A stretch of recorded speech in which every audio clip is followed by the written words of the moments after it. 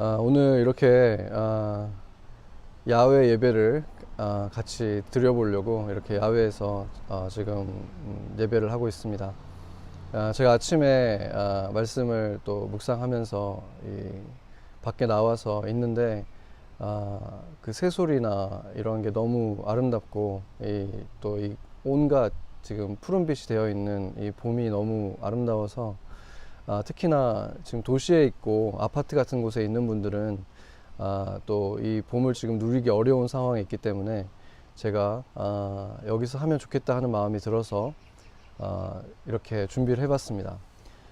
그런데 아무래도 이제 밖에서 제가 하다 보니까 지금 그 밖에서 막 날씨가 좋고 하니까 그 가든 정리하는 분들의 그 시끄러운 소리도 좀 들릴 수 있고, 지금 제 뒤에 지나가는 것처럼 이렇게 우리 동네 주민들이 지나가는 것을 좀 보시게 될 수도 있고, 또 이제 차들이 지나가는 그런 잡음들이 아마 좀 있을 거예요. 또 지나가시네요. 여러분들이 이런 걸 좀 감안하셔서 더 집중해서 들어주시면 좋겠습니다. 그래서 이 봄 기운이 지금 완연한 이런 하나님이 주신 이 아름다움들을 같이 누리면서 주님께 정말 더 집중하면서 말씀에 집중하는 시간 여러분이 되시면 좋겠습니다. 네, 지금 갑자기 제가 또 막 안으로 들어갈 수는 없기 때문에 약간 좀 시끄러운 일들이 일어나고 갑자기 좀 바람이 좀 세게 불고 하더라도 여러분들이 집중해 주시면 좋겠습니다. 네, 오늘 본문을 보면은 예수님께서 형제들과 대화를 하시고 나서 갈릴리에 더 머무셨다고 말하고 있죠. 보통 초막절은 8일 정도를 지내는데 그 절반 정도가 지나고 나서 예루살렘으로 예수님께서 올라가신 것입니다. 사람들은 그 예수님의 가르침을 들으면서 다들 감동을 받았지만 쉽게 예수님을 받아들이지는 못했는데, 그 이유가 뭐였냐면 예수님의 그 외모 때문이었습니다. 백그라운드도 외모라고 볼 수 있죠. 그래서 외모와 그 백그라운드 때문에 예수님을 받아들이지는 못한 거죠. 왜냐하면 그분의 그 옷차림이나 그 행색도 그랬지만 그분의 말투 자체도 그 갈릴리 출신인 것이 너무나 분명했기 때문인 거죠. 갈릴리, 특히나 이 나사렛은 그 이스라엘로 따지면은 땅 끝에 있었습니다. 그래서 이방 땅과 맞붙어 있는 땅이었기 때문에 시골 중에 시골이고 사람들이 다 무시했던 그런 동네였죠. 그렇기 때문에 그곳에서 오신 이 예수님, 그 중에서도 목수라고 하는 아주 천한 직업을 가졌던 이 예수님에 대해서 그분을 아주 훌륭한 선지자로, 하나님이 보낸 사람으로 인정하는 것이 도무지 어려웠던 것입니다. 예수님은 이렇게 한 인간으로서는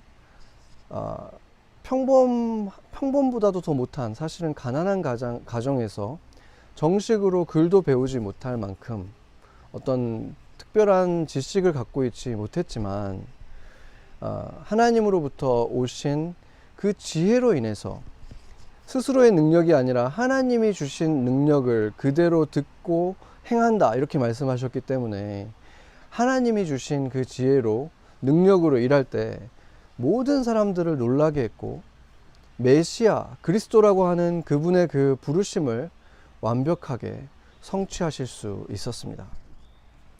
그분의 제자들도 마찬가지였죠. 12제자들도 대부분 다 글을 배우지 못한 사람들이었죠.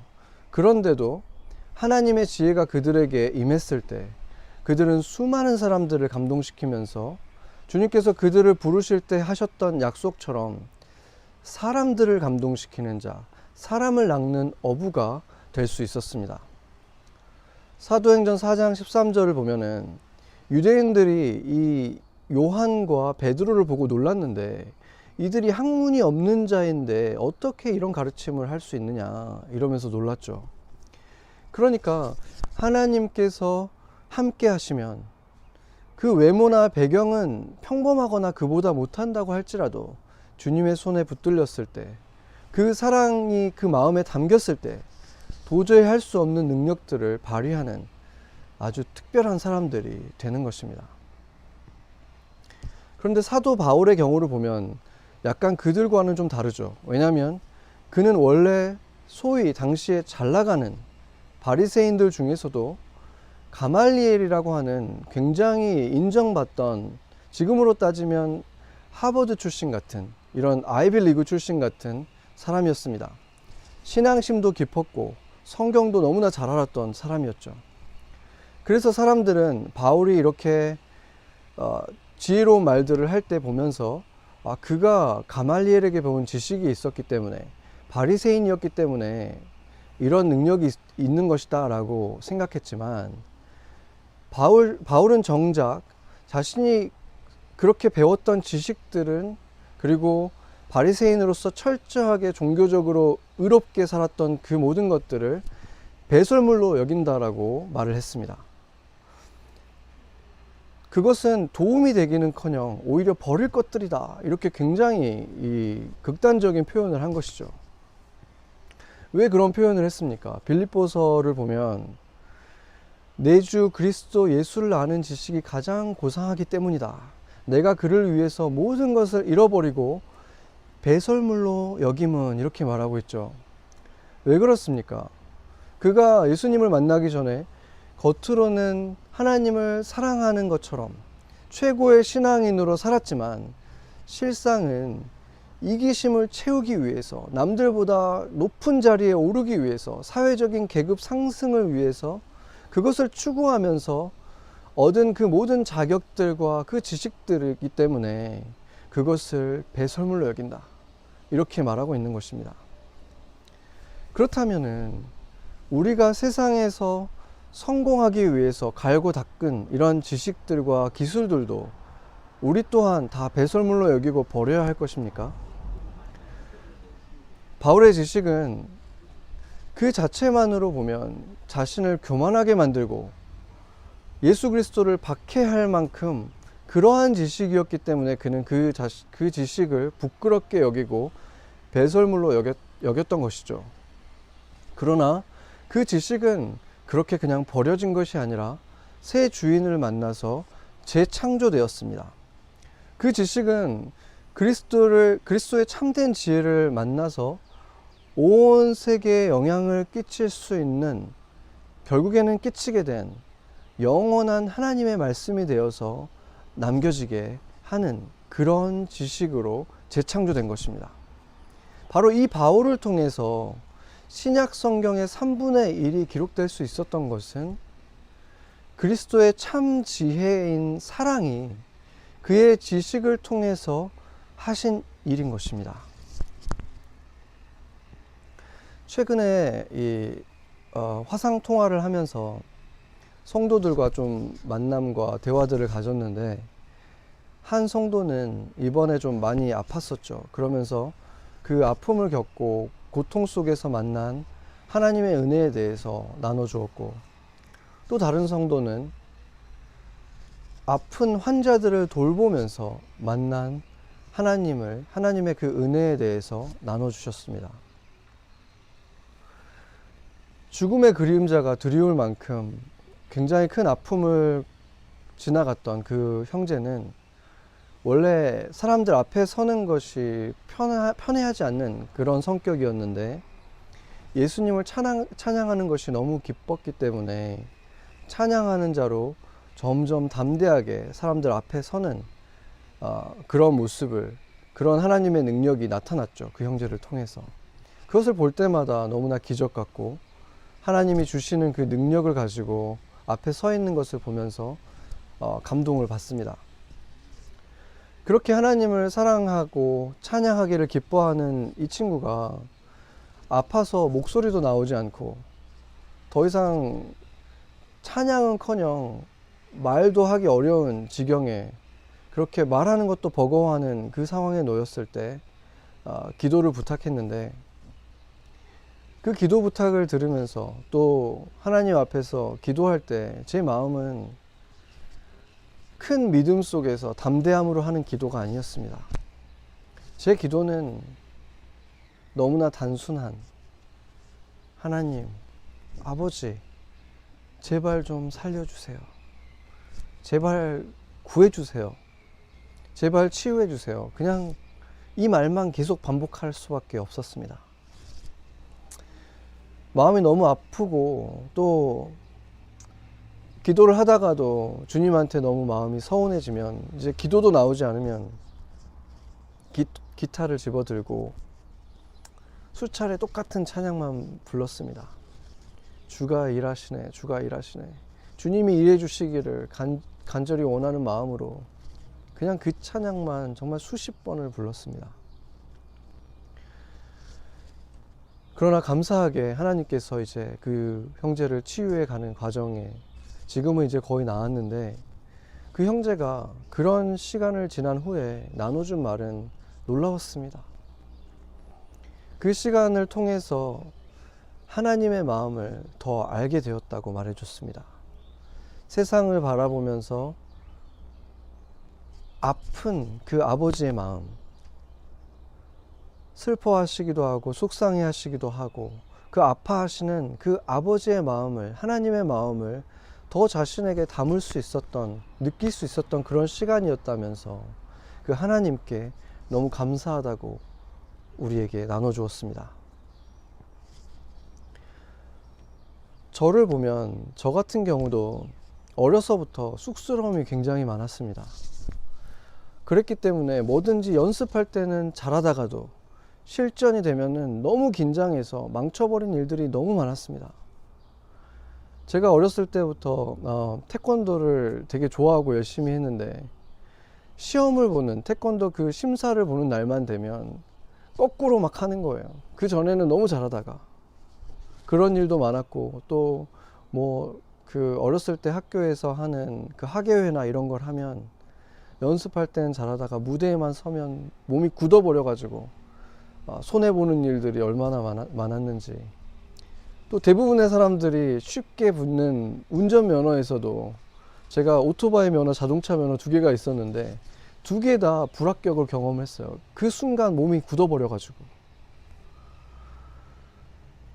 그리고 회사를 다닐 때도, 한국에서 회사를 다닐 때에도 프레젠테이션은 정말 완벽하게 잘 만들었는데 직접 그 프레젠테이션을 해야 되는 날이 되면은 너무 긴장해 가지고 앞에 서는 것 자체가 정말 다리가, 온몸이 떨리는 거죠.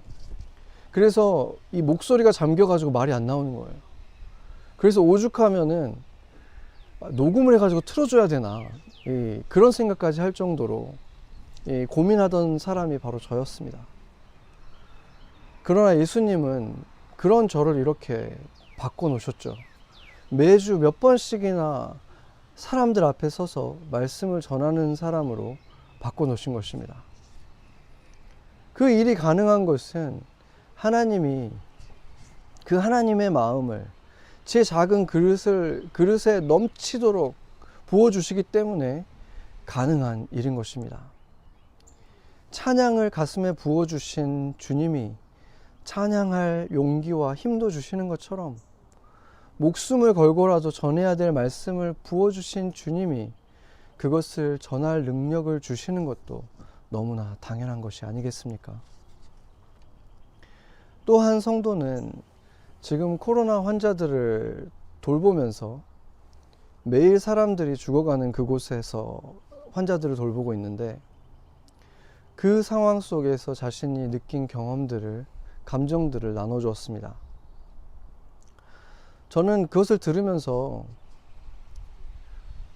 매일 뉴스 속에서 화면에 그냥 숫자로만 보여줬던 그 수만 개의 숫자들이 사실은 모두 살아있다가 단 몇 주 만에 갑작스럽게 세상을 떠난 누군가의 남편이고 아버지고 또 엄마였다는 그 사실을 실감하면서 미안한 마음에 눈물을 참을 수가 없었습니다.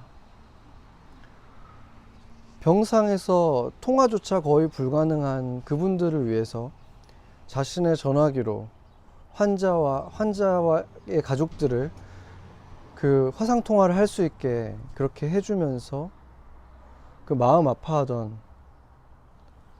그의 이야기를 들었습니다. 그렇게 허망하게 부모님을 보내야 하는 자식들의 그 오열하는 마음을 생각하면서 함께 울었습니다. 그렇게 그는 학교에서 의학적인 지식과 기술은 다 익혔지만 그런 정말로 생각하지도 못했던 상황 속에서 진정한 의미의 치유자, 의사가 되어가고 있었던 것입니다. 그는 그런 참상과 동시에 또 한편에서는 출근길에서 보는 사람들, 모든 것이 실제가 아닌 양 점점 평소처럼 살아가려고 하는 이 사람들을 보면서 속상했다고 합니다. 그 속상한 마음은 자신의 그냥 마음이 아니라 하나님의 마음처럼 하나님의 마음을 같이 느낄 수 있었다고 했습니다. 이제 2달이 되어가면서 답답한데 날씨는 좋아지고 자신들의 판단에는 괜찮아 보이니까 정부가 아무리 호소를 하고 문자를 보내고 여러 가지 방법으로 호소를 하고 있어도 결국 듣지 않고 자신으로 인해서 누군가는 죽을 수 있고 갑작스럽게 사랑하는 가족을 잃을 수 있다는 사실을 생각하지 못하는 그런 모습을 보면서 하나님은 얼마나 속상하실까? 예전에 나에게도 그런 모습이 있지 않았었나? 그런 생각을 했다고 합니다. 지금 우리 모두는 저마다의 큰 도전을 맞고 있습니다. 그러나 그런 상황 속에서 하나님을 의지하는 사람들, 하나님의 마음이 담긴 사람들, 그런 사람들은 자기 자신을 돌아보고 또한 하나님의 지혜를, 하나님의 마음을, 하나님의 사랑을 가지고 세상을 바라봅니다. 예술 작가이든 의사든 디자이너든 어떤 지식과 기술을 가진 사람이든 그것을 익히는 것은 하나님을 모르는 사람도 누구나 할 수 있는, 똑같이 훈련받고 습득할 수 있는 기술들이죠. 그것을 통해서 모두가 다 그 분야의 전문가가 될 수 있습니다. 그러한 외모에 있어서 우리는 아무런 차이가 없습니다. 그러나 그것에 예수님의 마음, 하나님의 사랑이 담기면 전문가가 되는 것에서 멈추지 않습니다. 한 사람의 영혼까지 마음을 쓰게 되고 그 생명을 흘려보내는 본질까지 다른 사람이 되는 것입니다. 그 생명이 있을 때 선생님은 단지 교육 전문가가 아니라 누구보다 가르치는 아이들의 미래를 생각하는 진정한 선생님이 될 수 있고, 찬양하는 자의 노래는 하늘 문을 열고 성도들을 깊은 곳까지 인도할 수 있습니다. 의사는 사람을 살리는 진정한 치유자가 되고, 부모는 보육자가 아니라 진짜 엄마, 아빠가 될 수 있는 것입니다. 하나님이 지으신 인간은 그 하나님과 다시 올바른 관계를 맺을 때에만, 그 첫 번째 블럭이 올바로 맞춰줘야만 올바른 인간이 될 수 있기 때문입니다. 초막절에 각지에서 모여들은 그 첫 번째 블럭이 올바로 맞춰지지 않은 그 모든 사람들에게 예수님께서 말씀하셨습니다. 외모로 판단하지 말고 공의롭게 판단하라 하시니라. 세상 사람들도, 그리스도인 예수도, 너희 자신도 누구인지 외모로 판단하지 말고 본질을 들여다보거라. 그래야만 시작할 수 있다. 이렇게 말씀하신 것입니다. 예수님을 믿는다는 것은 진짜 내 모습을 찾아가는 그 길에 들어서는 것입니다. 오늘 본문뿐만 아니라 성경에서는 그의 때가 이르지 않았기 때문에 예수님에게 누구도 손댈 수 없었다라고 말하는 장면들이 아주 여러 차례 등장합니다. 예수님은 하나님의 시간표대로 완벽하게 움직이고 계신다는 의미입니다. 그런데 반대로 예수님께서 그의 형제들에게는 너희의 때는 언제든 준비되어 있다, 이렇게 비교를 하고 계시죠. 그게 어떤 의미입니까? 사실상 예수의 형제들은 예수님을 죽이기 위해서 잔뜩 벼르고 있었던 제사장들과 유대인들이 있는 예루살렘으로 형제들을 보내려고 했던 형인 예수를 보내려고 했던 그들의 그 굉장히 악한 그 말에 대한 답변을 하고 있었던 것을 생각해 보면, 결국 이 말의 의미는 간단하게 보자면, 나는 아직 죽을 때가 안 됐지만 너희는 언제든지 죽을 수 있다 라는 좀 섬뜩한 무서운 말인 것입니다. 또한 너희 때가 언제든 준비되어 있다, 이 말은 너희는 주인공이 아니다, 인류 역사에 비중이 전혀 없다, 이런 말처럼 들립니다. 성경을 보면 대부분 어떤 한 인물을 중심으로 이야기가 전개되죠. 아담, 노아, 아브라함, 야곱, 요셉, 모세, 이렇게 한 사람을 중심으로 진행됩니다. 그렇기 때문에 어떤 신학자는 창세기를 아브라함전, 요새전, 이런 식으로 전기문의 형태로 나누기도 합니다. 그러고 보면은 그 이야기들 속에 주인공급의 인물들이 있고 주변 인물들이 있고, 나머지는 거의 다 군중들, 엑스트라로 여겨질 만한 사람들이 등장하죠. 그들의 운명은 주인공급 인물들의 역할에 따라서 크게 좌우되는 것을 볼 수 있습니다. 마치 영화에서처럼 주인공들은 그 삶의 아주 사소한 일들까지도 굉장히 비중 있게 다뤄지지만, 나머지 사람들은 거의 배경에 불과하기 때문에 이름도 나오지 않죠. 그냥 영화 속에서 행인 1, 2처럼 그들이 누구인지도, 그들이 어떤 감정을 느끼는지도 전혀 중요하지 않은 것입니다. 예수님이 형제들에게 한 말도 그렇게 여겨집니다. 나는 지금 정해진 길대로 가지만 너희들은 언제라도 사라질 수 있다. 너희들의 존재는 인류 역사에 아무런 영향을 주지 못한다. 그런데 예수님께서 이 말을 하신 것이 거의 30년 동안 같은 집에서 동고동락했던 이 형제들에 대해서, 동생들에 대해서 무시했기 때문에 이런 말을 하셨을 리가 있겠습니까? 그렇지 않죠. 예수님이나 하나님이 성경에서 가끔 아주 무섭게 말씀하실 때가 있는데, 그것이 어떤 의미라고 했습니까? 그것은 이렇게 손뼉을 쳐서 집중하게 하는 것, 경종을 울리게 하기 위함이라고 말했습니다. 예수님은 지금 동생들에게 경고하고 있는 것입니다. 너희가 나를 통해서 하나님 안에 들어오지 않으면, 지금처럼 똑같이 그렇게 그 방식대로 그냥 그렇게 하나님과 관계없이 살아가려고 하면 너희들은 기약 없이, 의미 없이 언제든 사라져 버릴 수 있는 그런 운명이다. 오늘 왔다 내일 가는 풀과 같고 아침에 보이다가 금세 사라져 버리는 안개 같은 존재다. 이렇게 말하는 것입니다. 여러분들은 어떻습니까? 여러분들은 들어와 있습니까? 예수님을 통해서 하나님의 시간표 안에 들어와 있습니까?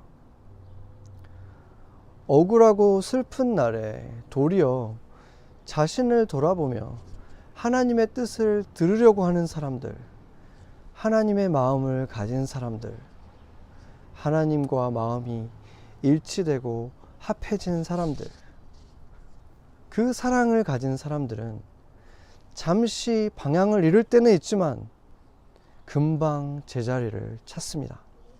하나님께 돌아옵니다. 넘어져도 주님 앞에서 엎드려집니다. 그래서 그런 사람들에게는 그런 사람들의 때, 그들의 때도 하나님의 때가 되는 것입니다. 삶과 죽음에 대해서 생각해 볼 시간이, 그리고 생각해 볼 기회가 아주 많은 요즘이죠. 너무나 많은 사람들이 주변에서 죽어가고 있기 때문입니다. 인간에게 있어서 죽음은 가장 두려울 수밖에 없는 일이고, 조금도 반갑지 않은 일이고, 언제 찾아온다고 해도 준비될 수 없는 그런 일입니다. 저도 얼마 전에 몸이 좋지 않았을 때, 특히나 몸이 굉장히 불편하고 두통이 있고 아플 때, 그런 날이 되면은 혹시라도 하는 생각 때문에 슬픔과 두려움이 엄습하는 것을 느꼈습니다. 내가 이대로 정말 벤틀레이터에 들어갈 수 있는 것은 아닌가, 그런 일들이 벌어지진 않을까, 그런 생각을 순간이라도 하게 됐던 날들이 있었습니다. 그런 날이 되면 두려움이 엄습하죠. 그러다가도 주님 안에서 인생을 돌아보면, 그래도 지금의 내 모습은 1년 전, 5년 전, 10년 전의 나에 비하면 나는 그때보다는 훨씬 나의 때를 위해 더 준비되어 있다는 사실을 깨닫게 되었습니다. 예수님을 믿고 나서도 어리석은 실수들도 많이 했고, 깊이 회개한 일들도 있었지만, 그리고 지금도 여전히 부족한 구석들이 너무 많지만, 그래도 조금씩 한 걸음씩 주님이 원하는 곳으로 향하고 있었습니다. 그 걸음들이 모인 흔적들을 보니 어느새 하나님과 동행한 시간들의 비중이 점점 더 커지고 있는 내 모습을 발견했습니다. 물론 여전히 채워진 것보다 채울 것이 훨씬 더 많지만, 내가 만약에 하나님을 모르고 살았더라면 어땠을까? 주님이 인도하시는 그 길에 들어와 있지 않았으면 어땠을까? 그것을 생각해 보면 어두운 방에다가 꼭꼭 감추고 잠궈두고 싶은 것들 투성이인 삶을 지금도 살고 있었을 것입니다.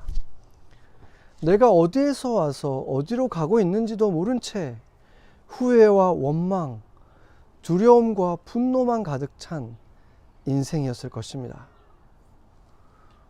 주님과 함께한 모든 시간들은 지금 벌써 영원한 보배가 되어서 죽음을 생각할지라도 그것만큼은, 주님과 함께한 그 시간들만큼은, 주님을 만나고 나서 재창조된 그 많은 시간들은 지금 벌써 내게 진짜 보물, 영원히 흔들리지 않는 보화가 되어 있는 그 시간들을 살고 있다는 사실을 깨닫게 된 것입니다.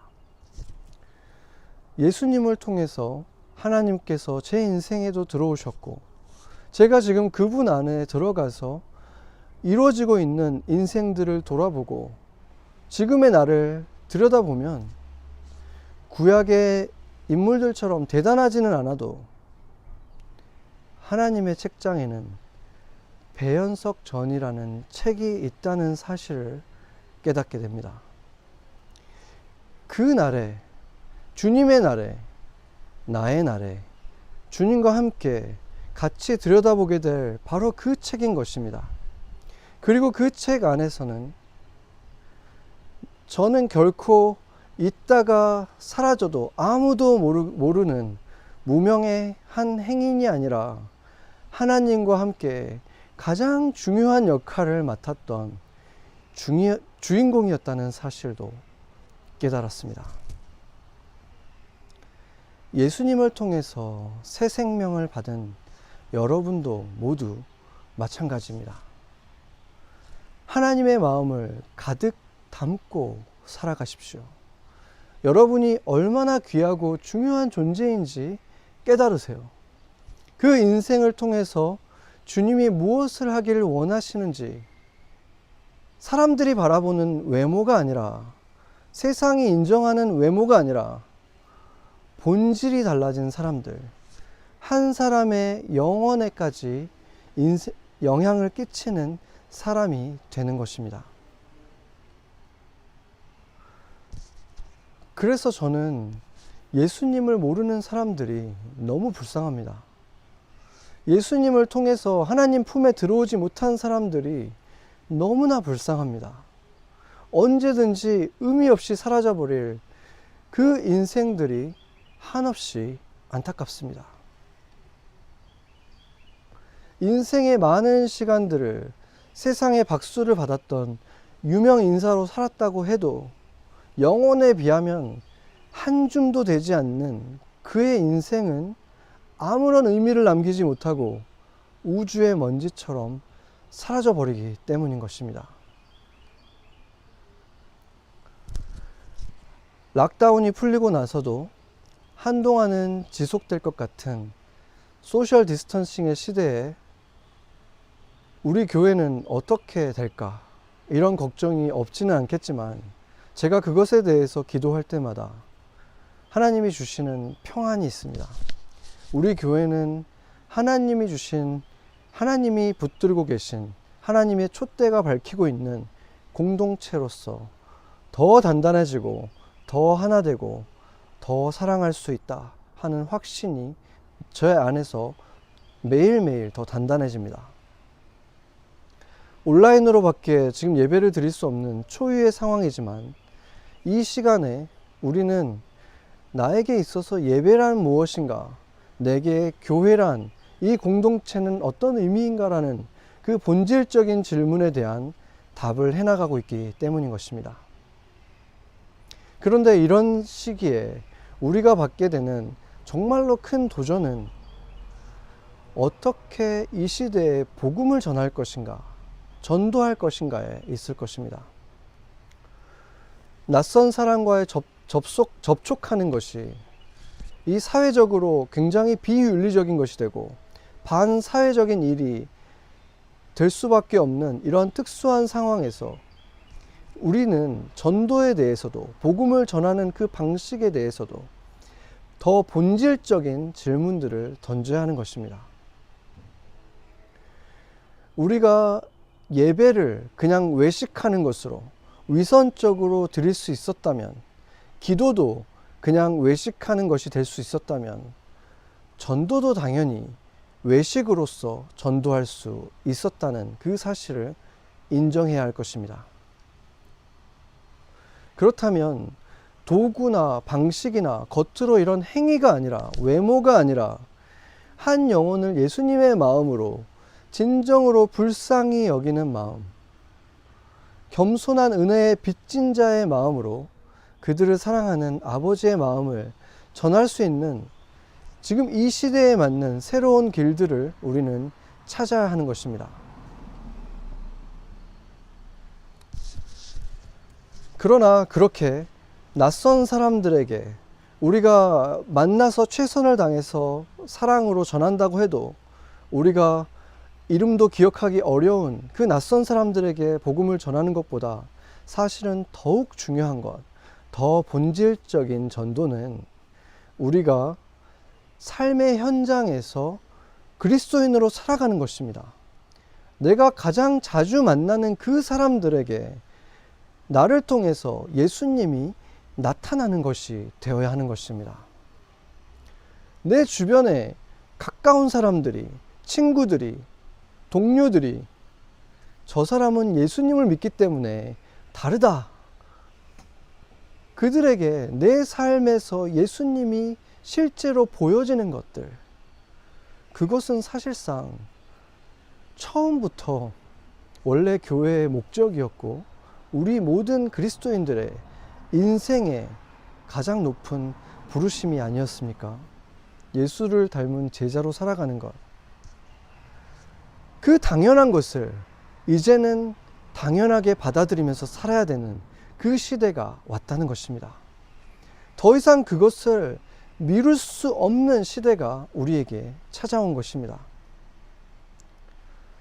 더 이상 한 달에 한 번 거리의 전도를 하는 것이 내가 삶 속에서 일상의 모습으로, 삶으로 전도하는 그 의무감을 익스큐즈 해주는 일이 될 수 없을 때 우리는 더 본질적인 삶의 전도, 사랑으로 하는 전도를 해야만 하는 것입니다.